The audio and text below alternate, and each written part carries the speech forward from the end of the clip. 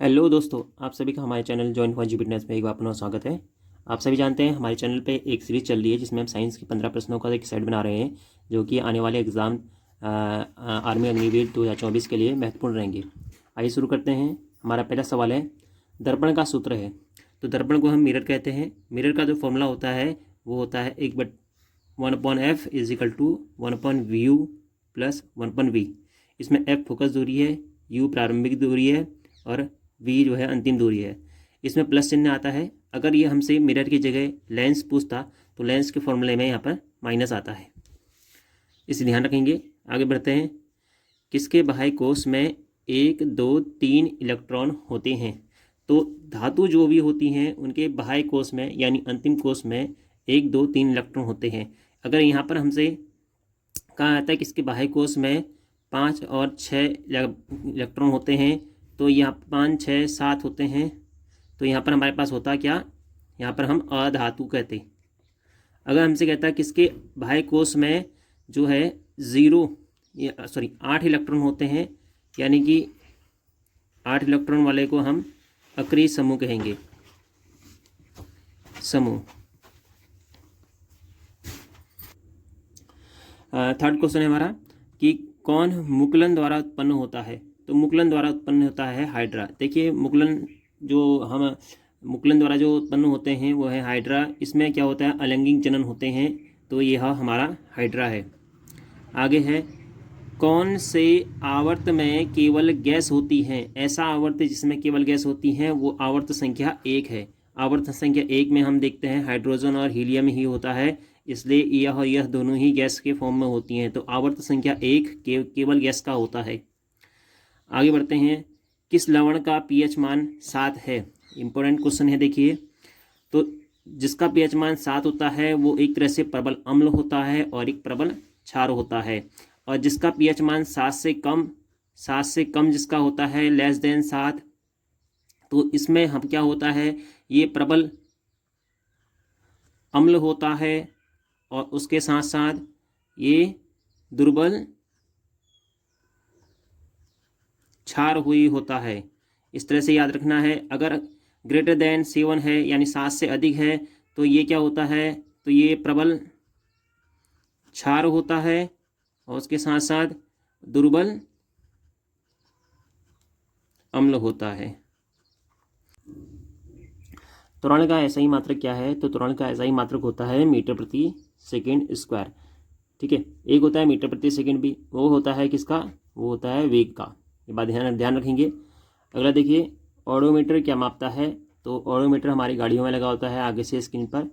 तो वो उसमें क्या होता है कि 2 तरह के मीटर होते हैं, एक होता है ऑडोमीटर, एक होता है स्पीडोमीटर। ऑडोमीटर हमारी दूरी को मेजर करता है और स्पीडोमीटर हमारी गति को। तो आपने देखा होगा गाड़ी के आगे से एक स्पीड बताने वाला और एक दूरी बताने वाला होता है। तो इसमें देखिए ऑडोमीटर दूरी, स्पीडोमीटर गति।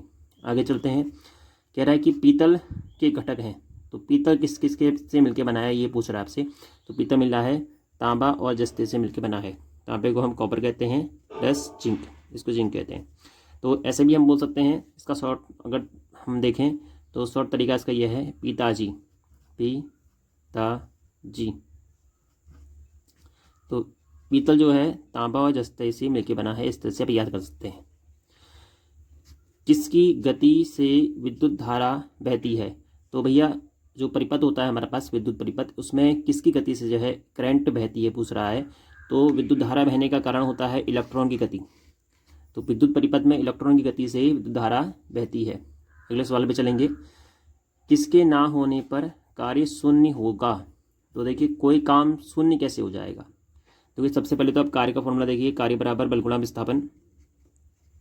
तो देखिए जब आप बल लगा रहे हैं और विस्थापन नहीं हो रहा है, विस्थापन का मतलब होता है एक चीज़ का अपने एक स्थान से दूसरे स्थान पर जाना, विस्थापन कहलाता है। तो विस्थापन नहीं हो रहा है तो उस स्थिति में क्या होगा, हमारा कार्य नहीं होगा। तो विस्थापन अगर शून्य है, ये भी देखिए फिर से प्रश्न पढ़ेंगे, किसके ना होने पर कार्य शून्य होगा? अगर विस्थापन ही नहीं है तो हमारा कार्य शून्य हो जाएगा। यानी कि मान लीजिए एक दीवार को आप धक्का दे रहे हैं, मेहनत बहुत कर रहे हैं, वो गिर नहीं रही है, तो यानी आपने कुछ काम नहीं किया। आगे बढ़ते हैं। कौन सा ऊतक जड़ों में खाद्य पदार्थ का परिवहन करता है? जो पेड़ पौधों में खाद्य पदार्थ होते हैं उसका परिवहन जड़ों में कौन करता है पूछ रहा है, तो इसका आंसर है जाइलम। जाइलम एक जो है पेड़ पौधों में पाए जाने वाला ऊतक है जो खाद्य पदार्थों का परिवहन करता है। अगला प्रश्न है ओम के नियम में स्थिर होता है। तो देखिए ओम का नियम जो होता है वो होता है V=IR, इसे हम ऐसे भी कह सकते हैं R=V/I। तो वोल्टेज और धारा के अनुपात को ही हम ओम का नियम कह रहे हैं। इसलिए आंसर देखिए कि ओम का नियम स्थिर होता है, V और I का अनुपात स्थिर होता है। अगला प्रश्न है संक्षारण एक गंभीर समस्या है। संक्षारण एक गंभीर समस्या तो बनी हुई रहती है, वो कि किसके लिए, आयरन के लिए, लोहे के लिए। लोहे की सरिया में जंग लग जाता है, लोहे की चीज़ों में जंग लग जाता है, तो एक गंभीर समस्या है लोहे में। संक्षारण जो है जंग लगना कहलाता है। जंग जो होता है हवा, ऑक्सीजन, नमी के कारण जो है किसी वस्तु में जो है उसका क्षरण जो है संक्षारण कहलाता है। अगला सवाल है